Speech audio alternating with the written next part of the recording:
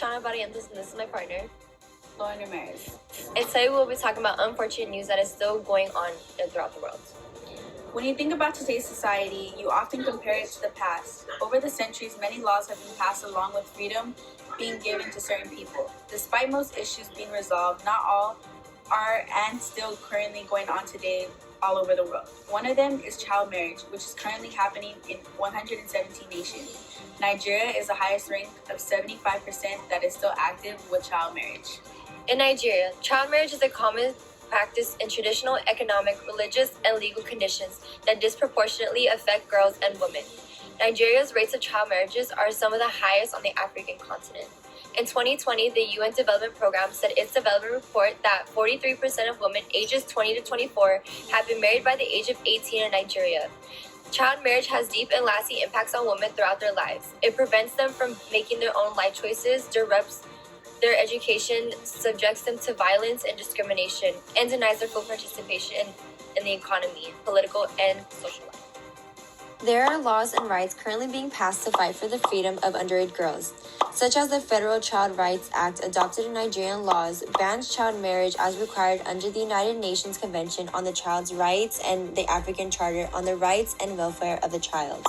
Only 11 out of 36 states in Nigeria adopted the Child Rights Act. Married girls interviewed who were pregnant before they were forced into marriage said that their parents decided they would be married against their will, to prevent any shame to their family based on the community's perception that they had broken social norms, and to secure the financial future of the girls and their children.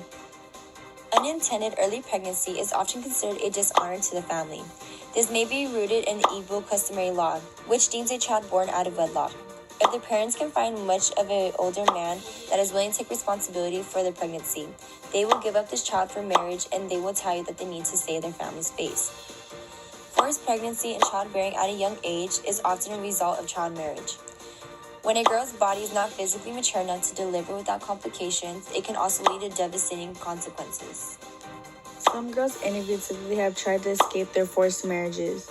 Like many married girls interviewed, Karima A., age 17, said her extended family members decided for her to marry when she was 13, after a distant cousin formally asked the family for her hand in marriage. Many of the girls and young women interviewed said that even if they resisted the decision that had been made by older relatives about marrying them off, it didn't make a difference. They were forced into marrying. At least 2 of the girls interviewed had already experienced miscarriages or stillbirths. This is commonly associated with early pregnancy, as girls' birth canals are not fully developed to bear children.